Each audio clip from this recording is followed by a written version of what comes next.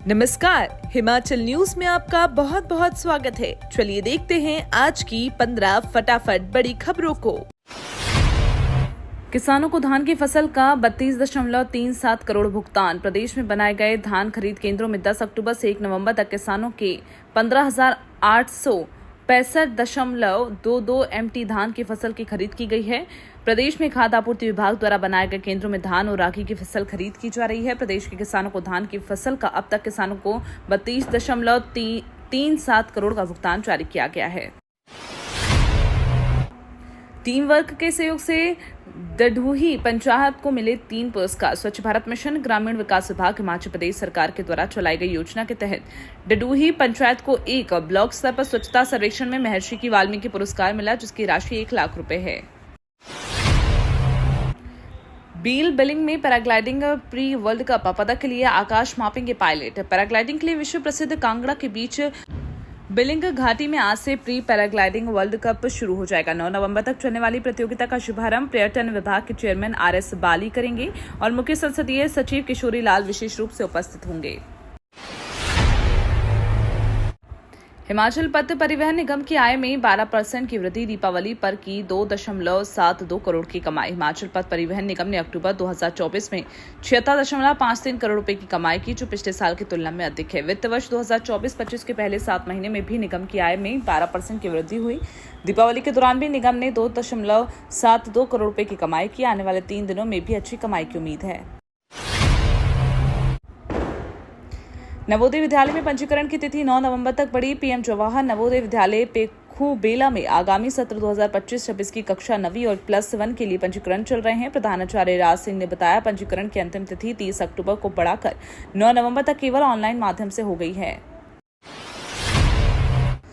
NASA space apps challenge में चुनौती देगा NIT के विद्यार्थियों का प्रोजेक्ट। NIT हमीरपुर के भौतिकी और फोटोनिक्स विज्ञान विभाग के BTech के छात्रों की टीम ने दुनिया के सबसे बड़े सार्वजनिक hackathon NASA space apps challenge 2024 में सफलता प्राप्त की। 4 विद्यार्थियों का प्रोजेक्ट 10,000 प्रस्तुतियों में भी चयनित हुआ है। 150 से अधिक देशों के अभ्यर्थी प्रतियोगिता के अगले चरण के लिए नामित किए गए हैं। केंद्रीय प्रतिनियुक्ति से वापस लौटे अशोक तिवारी होंगे DG विजिलेंस। हिमाचल प्रदेश के केडर 1993 बैच के IPS अधिकारी अशोक तिवारी को प्रदेश सरकार ने DG state vigilance and anti corruption bureau के पद पर तैनाती दी है। IPS अधिकारी अशोक तिवारी अभी हाल ही केंद्रीय प्रतिनियुक्ति से वापस लौटे हैं। नींद विकार के रोगियों का अब एम्स बिलासपुर में हो सकेगा इलाज। स्लीप लैब शुरू। अनिद्रा, बेचैन पैर सिंड्रोम, नींद में चलने, रात का डर और अन्य विकारों के रोगियों का अब एम्स बिलासपुर में बेहतर इलाज होगा। एम्स में अब मरीजों के लिए स्लीप लैब शुरू हो गई है।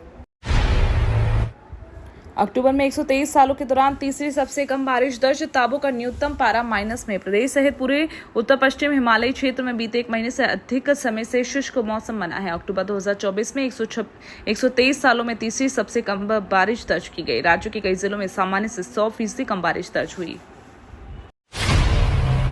मत्स्य आखेट पर 4 महीने रहेगा प्रतिबंध। जिला कुल्लू में मछली के आखेट पर विभाग ने प्रतिबंध लगा दिया। ये प्रतिबंध 4 महीनों के लिए लगाया है। इस दौरान कोई भी मत्स्य आखेट नहीं कर पाएगा।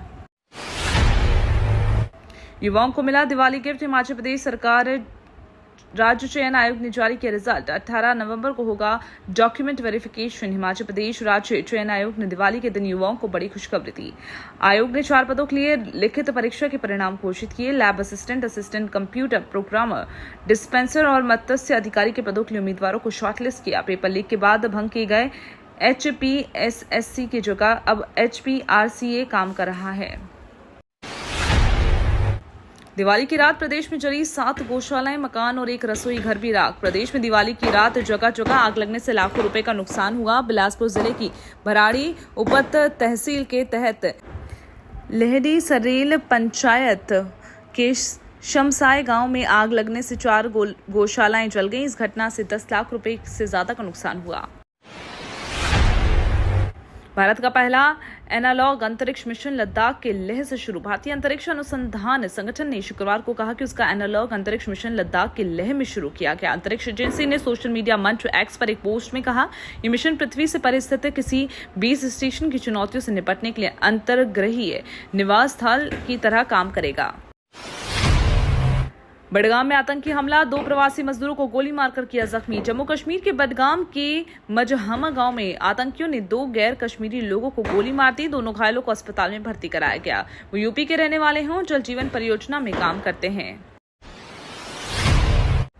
खरगे के बयान के बाद कांग्रेस पर पीएम मोदी का बड़ा हमला, कहा झूठे वादे करना आसान, लागू करना मुश्किल। प्रधानमंत्री मोदी ने कांग्रेस अध्यक्ष मल्लिकार्जुन खरगे के चुनावी वादों को लेकर दिए बयान के बाद कांग्रेस पर बड़ा हमला किया। उन्होंने सोशल मीडिया एक्स पर एक के बाद एक कई पोस्ट कर कांग्रेस के चुनावी वादों पर सवाल उठाए। कहा कि कांग्रेस पार्टी को अभी एहसास हो रहा है कि झूठे वादे करना आसान है, लेकिन उन्हें लागू करना मुश्किल या असंभव है। ये तो थी आज की 15 बड़ी खबरें। डेली खबरों से अपडेट रहने के लिए चैनल को सब्सक्राइब करना बिल्कुल ना भूलें। धन्यवाद।